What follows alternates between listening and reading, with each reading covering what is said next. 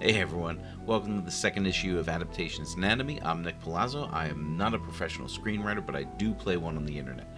Check out the links below for more info on that. Once again, we're not looking to spend a lot of time telling you whether or not Rings of Power is good, though I have opinions and I don't mind sharing them, nor am I going to dive too deeply into the lore in these anatomical studies of the episodes. I'm here to break down the mechanics of the episodes as they're released, so without further ado... So we're coming back to Galadriel, floating here in the sea at night, and one thing about the sky here that's going on is that you can see up here Ursa Major, or the Big Dipper. That is Middle-earth, Valakirka, the sickle of the Valar, placed in the sky as a warning to Morgoth that he would eventually be dealt with. Also means that she's facing in a more or less northerly direction here, and she turns in the opposite direction, not eastwards towards the shores of Middle-earth, which seems a little weird. Now, I promised I'd deal with long-distance swimming Galadriel. I hate to start the video on a negative like this, but what's she after? She gonna swim all the way back to Middle-earth, thousands of miles non-stop? She doesn't, and we're gonna get there, but just because she doesn't complete the swim doesn't mean that it's not weird that she meant to. Maybe they're saying that her superpowered Calaquendi body could handle the trip, and there's a lot of evidence that says no on that. The only saving grace is that they have her swimming in the wrong direction, so maybe she knows that there's something somewhere close by that she can go to from here. I find it difficult to imagine that it was intentional, especially given what we get into later. Now, I know most people are a lot more interested in the identity of the Meteor Man here, but what I'd like to draw a lot more attention to is the interaction between Nori and the stranger and their eye contact. He's also afraid and confused. She's obviously terrified, but she recognizes his fear through hers. Now, I had seen the scene probably for the third time by the time I was preparing for this video. I found myself really moved by Kavanaugh's performance. That's the actress playing Nori. She conveys the subtle change in her attitude beautifully. She's moved to pity before the stranger even collapses, while she's still in terror, mind you. Pity, especially Hobbit pity, is one of the great themes of Tolkien's work, and is the subject of a book currently in the works by Tom Hillman, who could likely expound upon this topic a lot more satisfactorily than I have time to right now. I've included a link to his blog below, and highly recommend that you check out his book when it comes out. Anyway, we spent some more time here demonstrating how Nori is different from other Harfoots. This time it's in Poppy's response to Nori's statement that leaving the stranger for the wolves is not what they do. Poppy reminds her, no, that is not what you do. So we're clearly saying that, well, whatever we have to say about the Harfoots is not necessarily going to hold true of Nori. A little bit of a filmmaking thing here. We've got Sadok and these two women. I don't really know what to call them. They're constantly hanging around him, putting their 2 cents in on everything that could be remotely considered a sign. What's weird to me is them appearing from behind Sadok's back as if from thin air. I'm not really sure what position the second one must have been contorting herself into here, but as we know from the giant back-scabbarded swords of the elves, the space behind people's backs are magical portals to keep pocket dimensions in this world of... I'm sorry, why does Hollywood keep doing this? Don't they... Okay, so they build the sword, they build the scabbard. How do they not realize that it's impossible to draw the sword out that way? And sure, there are ways of putting a sword on someone's back that makes sense, but they're not doing that. What was I even talking about? Sadok, yeah. So the real reason for this scene seems more or less to prevent us from having to watch Nori and Poppy try to haul the stranger up into a wheelbarrow, because as soon as they steal the blanket and the pair of lanterns, we immediately go and see them pushing the stranger in said wheelbarrow. There's some interesting world building that they do here in this wheelbarrow pushing scene as they go through the varying possibilities as to the identity of the stranger themselves. It's very clear that Poppy's a little disappointed that it's not a handsome elf lord that landed in their backyard, but they also make note of the fact that there's absolutely no way a human could have survived that fall, even if maybe an elf could have. Another part of this scene is, again, hammering home the fact that Nori is a little different. that she insists on helping people who might turn out to be dangerous, like an eaglet with a broken wing, for example. Now, once they get the stranger to shelter and start having a deep conversation over his exposed feet, they have an important thing that comes out of that conversation is Nori's recognition of another big Tolkien theme, which is providence. If her statement about her being meant to find the stranger sounds familiar, it's because Gandalf says something similar about Bilbo's finding the One Ring millennia later. By whom is that meant to happen? They don't say. At any rate, the cart scene and what happens after are definitely rising action, which, important to once again notice that we haven't even introduced some of our other plot lines yet. If we go directly from here to Bronwyn and Arondir, who are first being introduced, that is going to feel a little strange. Now, the good news is that the Arondir and Bronwyn story is way more tense than anything that's happening with the hobbits. So, that mismatch is not going to feel as severe in this case as it would if, say, we had been going to the Feanor's hammer scene, which we're going to talk about in a little bit. Before we get any further, I'd like to tell you how much I appreciate your help in this new thing I'm doing here. Definitely like and share the videos if you like and want to share them. Feel free to comment below about how much I got wrong and how much the show got wrong and how much the Tolkien scholars telling you that the show isn't a dumpster fire are getting wrong. I hope I have more comments than I know what to do with, but we'll see how that goes. Speaking of Arondir and Bronwyn, their scene is pretty ominous, and Bronwyn takes some time to remind the audience that she knew the residents of the town. She starts naming the people in the house that they visit. Again, the heightened state of tension in this scene very well might be to kind of ease the audience back into the setup phase of the episode, which is going to be a much bigger part of the next scene that we're going to talk about. So here, even just seeing Feanor's hammer on display really set a tone for me that these are people who are well aware of what their past is in ways that humans just aren't. There's no one alive today who met the Renaissance masters, who met Leonardo da Vinci, Michelangelo. Nobody is alive today who met those people, but there are definitely elves who have. Now, I'm definitely not the only one who noticed that Celebrimbor says that the massive blast furnace that he's about to make has to be completed by spring, and does not give any reason for that, which might be a plot hole. But we don't know for sure. It is altogether possible that it's going to come out that there was some sort of driving factor. It's very clear that Gil-galad is invested in the completion of this project, and there's even been some suggestion that Celebrimbor may already be in contact with Sauron, but it's not clear. So as of right now, it's a maybe problem, but it's certainly not the biggest problem that comes out of this plotline. So we head over to the gates of Khazad-dûm. Wait, how far is that? Isn't that like 100 miles? Did these guys walk here? What is happening? We're going to get into that in a bit. There's a callback here to the Jackson trilogy with Elrond, like Gimli before him, bragging about receiving malt beer and ripe meat off the bone, or salt pork in this case, but salt pork, also something Gimli's a fan of. And of course, like Gimli, Elrond is also immediately shot down here. Seems to be some sort of surprise shift in Elrond's relationship with Durin IV, which is only overcome when Elrond invokes the right of Sigyn Tarag. Now, that, as far as I can tell, means Longbeard, which is the name of Durin's family. So it could be some ritual specific to the Longbeard dwarves that Elrond knows about. But to my understanding, in the versions of the story where Tolkien has Eregion being founded by Celebrimbor, it's specifically because of his relationship with the dwarves of Khazad-dûm that he places it so far inland and close to the dwarvish halls. So that he needs Elrond to introduce him seems a little weird. And sure, the showrunners don't have to be doing that.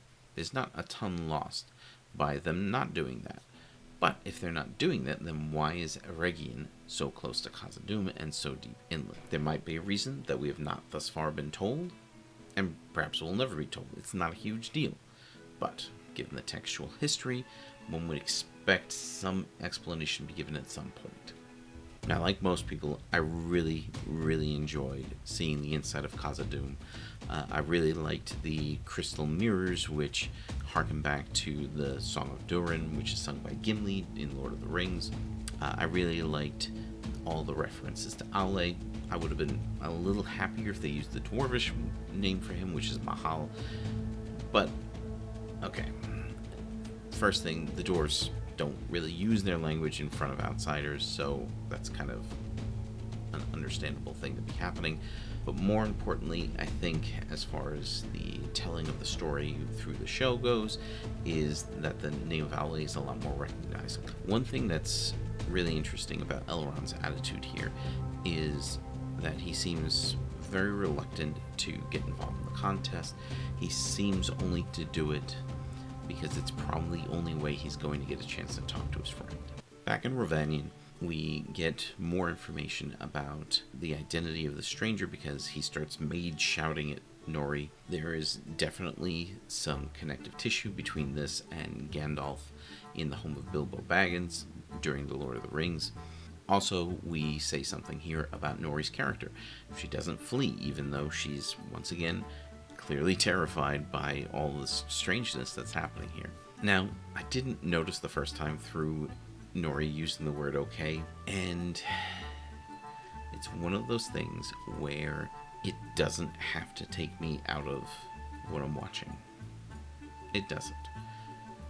I would prefer them not to use words which are so clearly and obviously modern.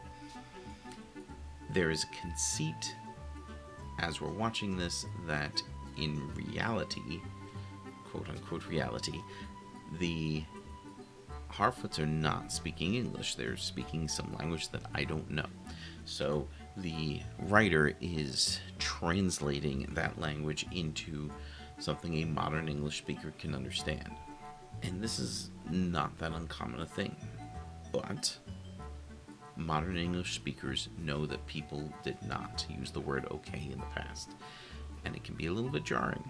Now that said, the hobbits of The Lord of the Rings and The Hobbit itself are an anachronism. They have a culture that is closer akin to people from the 19th century versus people from the Middle Ages.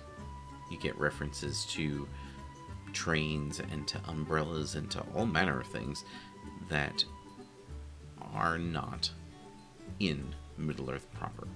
So if anybody is going to use more modern forms of English, it kind of makes sense that it's going to be the Harfoots.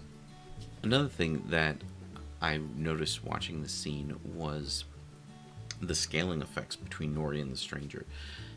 Now, they do a lot of tricks similar to what was done in the Lord of the Rings film.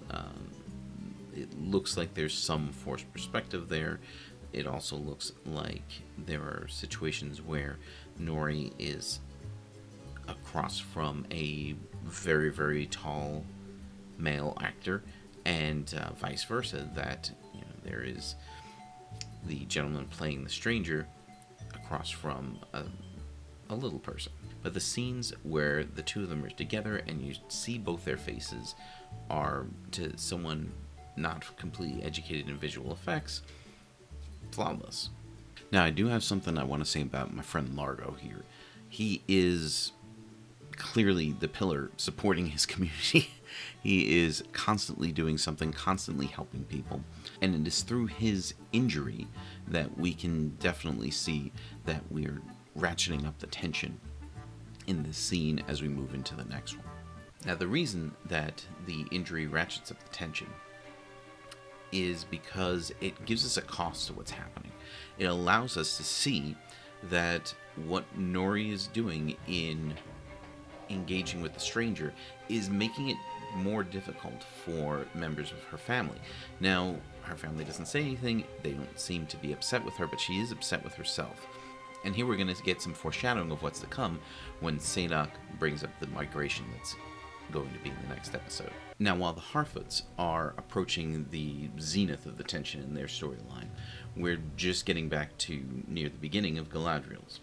Now, yeah, of course, it's a very different situation. What's going on in Galadriel's storyline is, once again, more tense than anything that's happening to the Harfoots. So, that we are, again, taking a step back isn't that big a deal. There are some ominous noises, there are a few twists and turns and cul-de-sacs to the scene. First, the wreckage comes out of the mist, then there's tension between Galadriel and the people who are on the wreckage, but the scene finally culminates in the attack of the actual monster. Now, some things about this monster. It kind of sort of seems like the monster only exists to, A, give Galadriel something to do in this very, very passive kind of plotline that she's in, but also it gives us a chance to get rid of these pesky humans who we need, because we need to have things said by them that can't be said by Halbrand, because we need to like Halbrand later, and the monster gets rid of them for us, so we don't have to worry about them anymore. It also gives us a chance to kind of introduce some things about this new character, Halbrand. He seems perfectly willing to help, but not at any significant cost to himself. Now, when I hear people getting upset that he leaves the other people on the wreckage to die, I'm not really sure what their expectation of him is, because he certainly couldn't have killed this sea monster, so what was the alternative? The alternative is he dies with them? Yes, it's not a good look that you leave your friends to die. But at the same time, to really get on him too hard about it, I'm not sure is necessary. Either way, if the sea monster exists only to accomplish these other plot points and isn't paid off in some way later, I'm going to be a little irritated about it. Now, we finally get back to Khazad-dûm, where Elrond is engaged in a life-or-death struggle, hammering rocks. Now, there's important things about this. While it does seem that Elrond would probably have lost this contest anyway, I'm pretty sure that he loses it on purpose, because what we're setting up here is Elrond's ability to see to the heart of what somebody needs, whether it's something they need to hear or something they need to see, in order to make connections. And here he's reconnecting with his old friend. If he wins this contest, maybe he will get the workmen that he needs in order to complete the project, because Durin did promise him a boon. But he'll definitely lose his friend. So, if his plan was to forfeit the match, why not do that from the beginning? Well, he has to make it look good. In losing the match while appearing to give his best effort, he uplifts Durin in the eyes of Durin's people, which is definitely a good thing for Durin. Now, the scene on the lift is something that even the harshest critics of the show seem to think is great. And it has a lot to do with the very human interactions between this elf and this dwarf. Elrond seems to have legitimately not realized what he was missing from Durin's life by not visiting him for 20 years. And Durin is legitimately offended.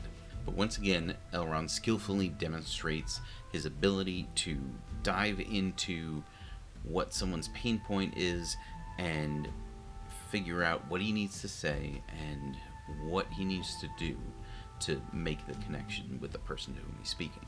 So now I'm combining the lift scene with the scene in Durin's house, mostly because it's still serving part of the same function. We're still on the upswing of the tension curve of the Elrond-Durin plotline.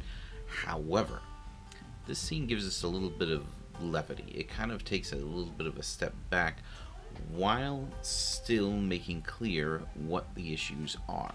Durin is still not on board. He's still making it very clear that he is not buying what Elrond's selling, that there is something more that must be said or must be done here. Also, dwarvish children inside giant heads are adorable, and who can argue with that?